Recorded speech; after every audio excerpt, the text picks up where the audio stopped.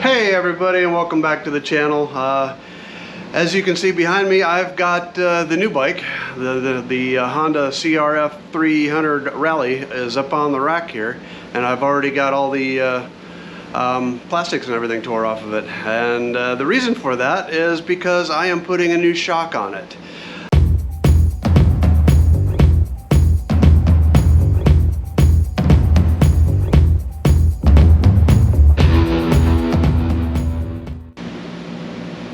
So what I got is a Rally Raid level 1 with the 110 spring on it. I am 220 pounds without gear, so with the rest of the gear and everything on there, I figured I needed to go to the highest spring I could get. So that is the 110, and it should be okay for me.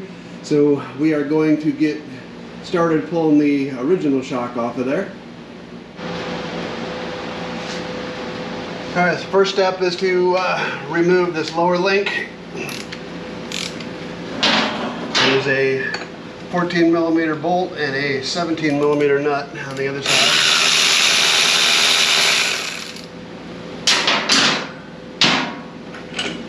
Pull that out of there.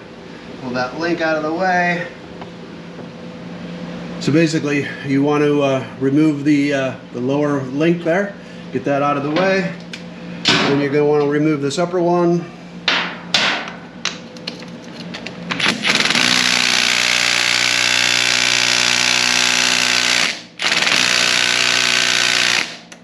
You might have to go get the bigger guns. So sometimes you just have to go get a bigger wrench. I had to go get the 1/2 inch impact because my 3/8 just wasn't strong enough to do it. Put those together so I don't lose them. Alright, so you can access the bolt, upper bolt from right here. I already got it loose. Pull it out, and the shock comes right out the bottom.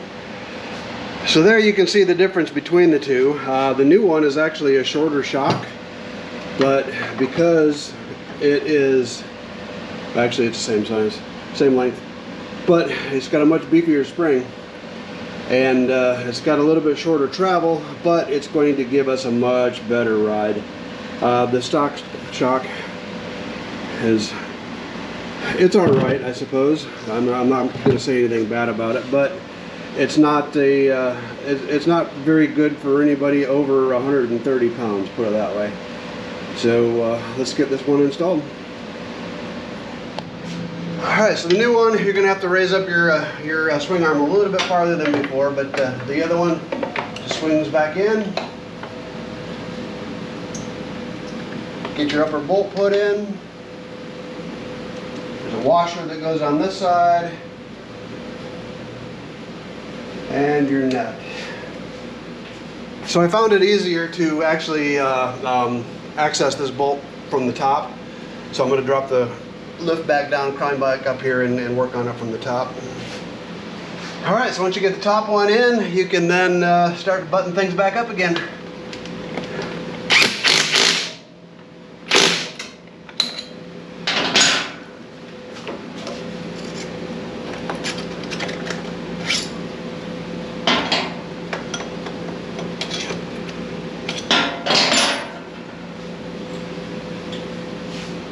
Rally Raid does give you a new bolt for the bottom.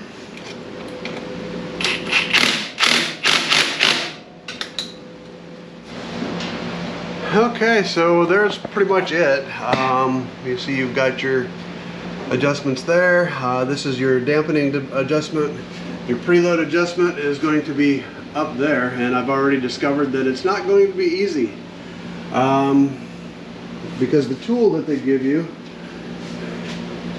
this little tool right here, which, I mean, it's nice, but getting it in there to adjust it you can get it in there, but you can't move it.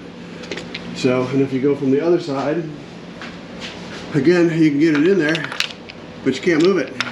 Of course, there's just no place to, there's no operating room in there.